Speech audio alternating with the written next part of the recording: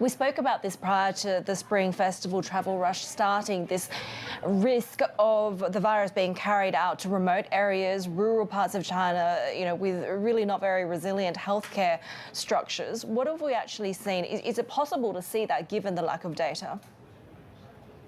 It is very difficult to understand exactly what's happening in China because, exactly as you say, the lack of data, we don't really know exactly what's happening on the ground. The information we're getting from the government, however, is that cases and deaths are falling precipitously.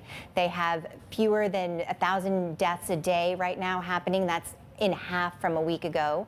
So that's great news. Of course, those are only deaths that are happening in hospitals, so we don't know what's happening in those rural areas that you're talking about. But it is something that we're watching very closely. And of course, the concern is that the travel that's happened over the past week will ignite this other wave that will happen in the days to come, and the deaths would follow that. So we're all on tenterhooks at this point, hoping that things stay calm in China. Exactly. Michelle, what do we know about these new homegrown COVID antivirals that China is now embracing? Could they potentially help?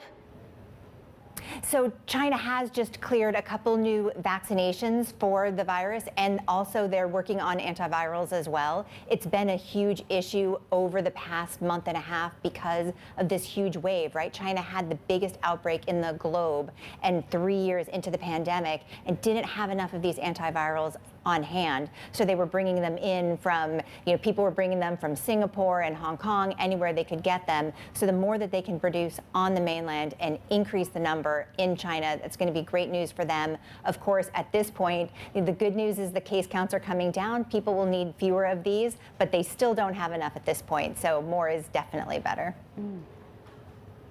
Is it possible to predict the path of the virus here, given the vaccination rates, the types of vaccinations that we're seeing, and the fact that we're starting to see, for example, the dropping of visa restrictions for Japan? You're going to see a lot more cross-border international travel between China and the rest of the world now.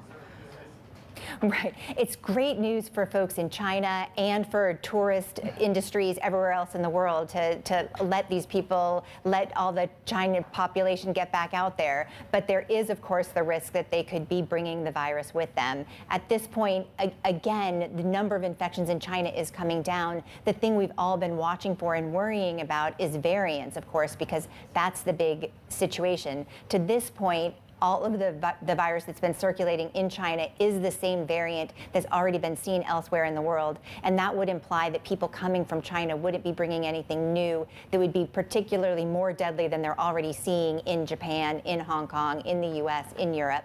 But it is something that we're watching very closely and are concerned about, that something could pop up. Same also could go in the other direction. China is letting people in, and there are variants circulating elsewhere in the world. So China also is now going to be vulnerable to what's happening in other places.